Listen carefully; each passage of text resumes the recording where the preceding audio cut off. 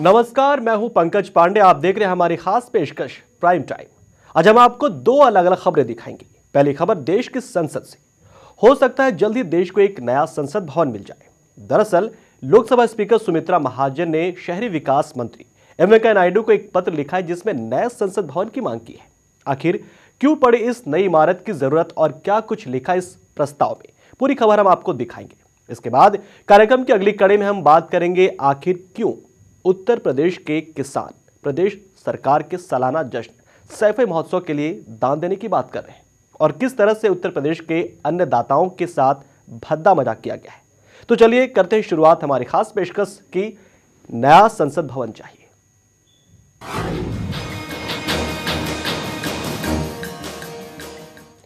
देश को मिल सकती है संसद की एक नई इमारत। जी हां, देश को नया संसद भवन मिल सकता है और इस पहल को उठाया है लोकसभा अध्यक्ष सुमित्रा महाजन ने। उन्होंने ये पहल की है।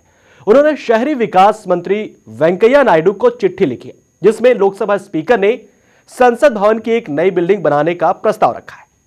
सुमित्रा महाजन का कहना है कि 88 साल पुरानी इमारत अब मौजूदा जगह की जरूरत और पुरानी होने की वजह से संकट बन सकती है।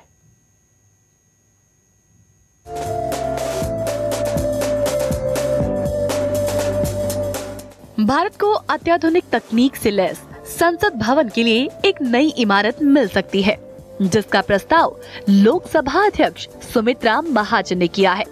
अध्यक्षा ने कहा कि वर्तमान 88 साल पुरानी इमारत पर बढ़ती उम्र का असर दिखने लगा है और ये अधिक जगह की बढ़ती मांग को पूरा करने में सक्षम नहीं। महाजन ने इस बारे में शहरी विकास मंत्री एम वेंकैया नायडू को पत्र लिखा और उनसे नए संसद भवन परिसर के निर्माण के काम को शुरू करने पर विचार करने को कहा। अपने पत्र में सुमित्रा महाजन ने लिखा कि साल 2026 के बाद लोकसभा की सीटों की संख्या बढ़ने की संभावना है और ये संविधान के अनुच्छेद 81 के उपबंध 3 के तहत हो सकता है। अभी लोकसभा में बैठने की क्षमता 550 सीटों की है और इसे बढ़ाया नहीं जा सकता। इस अनुच्छेद के तहत 2026 में 2021 की संभावित जनगणना के अनुरूप प्रतिनिधित्व की संख्या को फिर से तय किया जा सकता है। तो आइए अब आपको ग्राफिक्स के माध्यम से दिखाते हैं कि सुमित्रा महाजन ने वेंकैया नायडू को जो पत्र लिखा है उसमें उन्होंने नई इमारत को लेकर किन किन अहम बिंदुओं को प्रमुख आधार बनाया। वर्तमान 88 साल पुरानी इमारत पर बढ़ती उम्र का असर दिखने लगा है और यह अधिक जगह की बढ़ती मांग को पूरा करने में अब सक्षम नहीं। साल 2026 के बाद लोकसभा की सीटों की संख्या बढ़ने की संभावना है और ये संविधान के अनुच्छेद 81 के उपबंध 3 के तहत हो सकता है। अभी लोकसभा में बैठने की क्षमता 550 सीटों की है और इसे बढ़ाया नहीं जा सकता। इस अनुच्छेद के तहत 2026 में 2021 की संभावित जनगणना के अनुरूप प्रतिनिधित्व की संख्या को फिर से तय किया जा सकता है।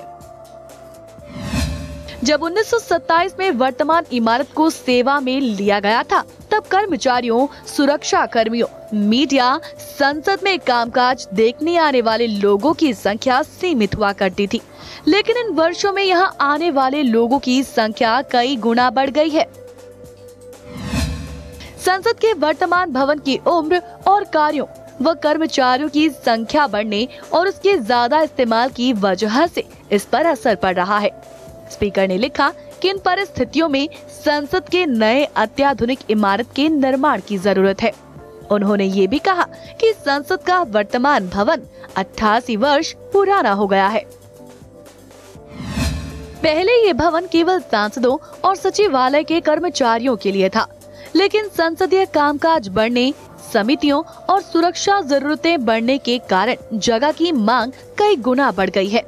अध्यक्ष ने कहा कि चूंकि संसद की इमारत को धरोहर स्थल ग्रेड 1 घोषित किया गया है, इसके ढांचे की मरम्मत, इसमें विस्तार, बदलाव और परिवर्तन में कई तरह की सीमाएं हैं। अगर संसद भवन के केंद्रीय कक्ष को भी लोकसभा चैम्बर के रूप में बदला जाए, तब भी 550 सदस्यों से अधिक इसमें नहीं आ सकेंगे। अभी केंद्रीय कक्ष की क्षमता 398 सीटों की है। प्रौद्योगिकी के लगातार उन्नत होने के बीच ऐसी योजना है कि सांसदों को अत्याधुनिक उपकरणों से लैस किया जाए और संसद को कागजी कार्रवाई से मुक्त किया जाए। नए संसद भवन के निर्माण का एक विकल्प परिसर के अंदर ही होगा और दूसरा राजपथ के दूसरी ओर हो सकता है, जो उपयुक्त रूप से बड़ा क्षेत्र है और जहां नए परिसर का डिजाइन तैयार करने की स्वतंत्रता हो सकती है। तो देखा जाए जिस विकल्प की बात यहाँ पर अध्यक्षा सुमित्रा महाजन ने कही, वो विकल्प परिसर के अंदर ही होगा और दूसरा दूसरी ओर हो सकता है, जो उपयुक्त रूप से बड़ा क्षेत्र है और जहां नए परिसर का डिजाइन तैयार करने की स्वतंत्रता भी हो सकती है। वर्तमान इमारत और प्रस्तावित नई इमारत दोनों परिसरों को भूमिगत मार्ग से जोड़े जाने का सुझाव भी दिया गया है और अगर ये सुझाव मान लिए जाते हैं तो देश को एक नया संसद भवन जल्द मिलेगा। Bureau report.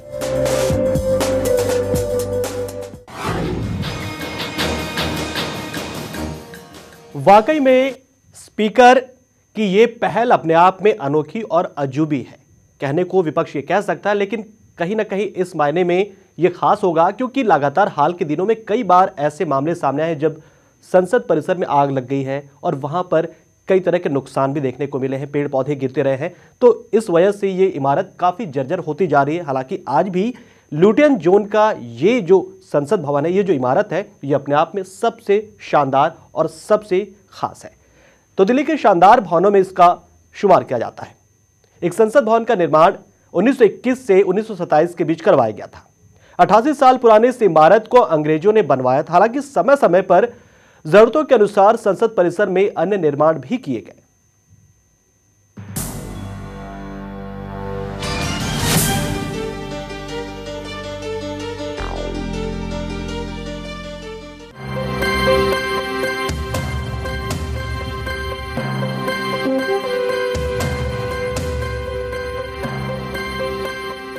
लोकतंत्र का मंदिर कहा जाने वाले संसद भवन का शिलान्यास 12 फरवरी 1921 को ड्यूक ऑफ कनाट ने किया था।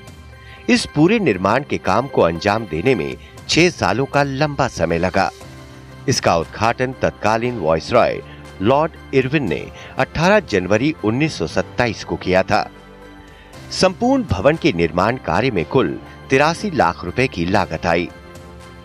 गोलाकार आवृत्ति में निर्मित संसद भवन का व्यास 170.69 मीटर का है तथा इसकी परिधि आधा किलोमीटर से अधिक है। ये पूरा संसद भवन 6 एकड़ जमीन पर बना है। संसद भवन के अंदर 2 अर्धवृत्ताकार भवन केंद्रीय हॉल को खूबसूरत गुंबदों से घेरे हुए हैं। भवन के पहले तल का गलियारा 144 मजबूत खंभों पर टिका है। प्रत्येक खंभे की लंबाई 27 फीट है। भवन करीब 6 एकड़ में फैला है तथा इसमें 12 द्वार हैं, जिनमें गेट नंबर 1 मुख्य द्वार है। मशहूर वास्तुविद ल्यूटियंस ने भवन का डिजाइन तैयार किया था। सर हार्वर्ड बेकर के निरीक्षण में निर्माण कार्य संपन्न हुआ था। गोलाकार गलियारों के कारण इसको शुरू में सर्कुलर हाउस कहा जाता था। संसद भवन के निर्माण में भारतीय शैली के स्पष्ट दर्शन मिलते हैं। प्राचीन भारतीय स्मारकों की तरह दीवारों तथा खिड़कियों पर छज्जों का इस्तेमाल किया गया है। संसद भवन देश की सर्वोच्च विधि निर्मात्री संस्था है। इसके प्रमुख रूप से 3 भाग हैं: लोकसभा, राज्यसभा और केंद्रीय हॉल। लोकसभा कक्ष अर्धवृत्ताकार है। ये करीब 4800 वर्ग फीट में स्थित है। इसके मध्य में ऊंचे स्थान पर स्पीकर की कुर्सी स्थित है। लोकसभा के अध्यक्ष को स्पीकर कहा जाता है। सर रिचर्ड बेकर ने वास्तुकला का सुंदर नमूना पेश करते हुए काष्ठ से सदन की दीवारों तथा सीटों का डिजाइन तैयार किया। स्पीकर की कुर्सी के विपरीत दिशा में पहले भारतीय विधायी सभा के अध्यक्ष विट्ठल भाई पटेल का चित्र स्थित है। अध्यक्ष की कुर्सी के नीचे की ओर पीठासीन अधिकारी की कुर्सी होती है। पटल के एक ओर सरकारी पत्रकार बैठते हैं। सदन में 550 सदस्यों के बैठने की व्यवस्था है। सीटें 6 भागों में विभाजित हैं। प्रत्येक भाग में 11 पंक्तियां हैं। दाहिनी तरफ की 1 तथा बाईं तरफ की 6 भाग में 97 सीटें हैं। बाकी के 4 भागों में से प्रत्येक में 89 सीटें हैं। स्पीकर की कुर्सी के दाहिनी ओर सत्ता पक्ष के लोग बैठते हैं और बाईं ओर विपक्ष के लोग बैठते हैं। राज्यसभा, इसको उच्च सदन कहा जाता है। इसमें सदस्यों की संख्या 250 तक हो सकती है। उपराष्ट्रपति राज्यसभा का सभापति होता है। राज्यसभा के सदस्यों का चुनाव मतदान द्वारा जनता नहीं करती है, बल्कि राज्यों की विधानसभाओं के द्वारा सदस्यों का निर्वाचन होता है। ये स्थायी सदन है, ये कभी भंग नहीं होती। 12 सदस्यों का चुनाव राष्ट्रपति द्वारा किया जाता है। ये सदस्य कला, विज्ञान, साहित्य आदि क्षेत्रों की प्रमुख हस्तियां होती हैं। इस सदन की सारी कार्यप्रणाली का संचालन भी लोकसभा की तरह होता है। केंद्रीय हॉल, केंद्रीय कक्ष गोलाकार है। ये विश्व के सबसे महत्वपूर्ण गुंबद में से एक है। केंद्रीय हॉल का इतिहास में विशेष महत्व है। 15 अगस्त 1947 को अंग्रेजों से भारतीय हाथों में सत्ता हस्तांतरण इसी कक्ष में हुआ था। भारतीय संविधान का प्रारूप भी इसी हॉल में तैयार किया गया था। आजादी से पहले केंद्रीय हॉल का उपयोग केंद्रीय विधायिका और राज्यों की परिषदों के द्वारा लाइब्रेरी के तौर पर किया जाता था। 1946 में इसका स्वरूप बदल दिया गया और यहाँ संविधान सभा की बैठकें होने लगीं। ये बैठकें 9 दिसंबर 1946 से 24 जनवरी 1950 तक हुईं। वर्तमान में केंद्रीय हॉल का उपयोग दोनों सदनों की संयुक्त बैठकों के लिए होता है, जिसको राष्ट्रपति संबोधित करते हैं। संसद की इमारतों में संसद भवन, संसदीय सौध, स्वागत कार्यालय सम्मिलित हैं। इन सभी को मिलाकर संसद परिसर कहा जाता है। इसमें लंबे चौड़े लॉन, जलाशय, फव्वारे और सड़कें बनी हुई हैं।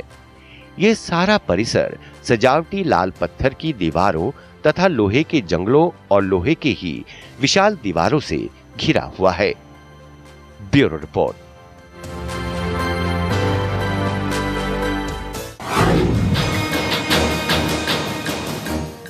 तो 88 साल पुरानी ये इमारत दुनिया के मशहूर आर्किटेक्ट एडवर्ड लुटियन की सबसे महान कृति मानी जाती है और शायद यही वजह है कि हमारी संसद को दुनिया का सबसे बेहतरीन और सबसे उम्दा पार्लियामेंट में से एक माना जाता है। लेकिन अब इसमें बदलाव की कोशिश शुरू हो गई है।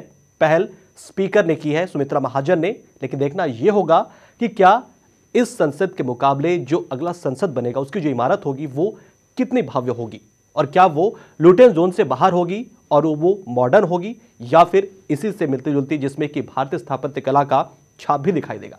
फिलहाल रुकते हैं छोटे से ब्रेक के लिए प्राइम टाइम में और आगे बात करेंगे बदहाल किसान की उत्तर प्रदेश के।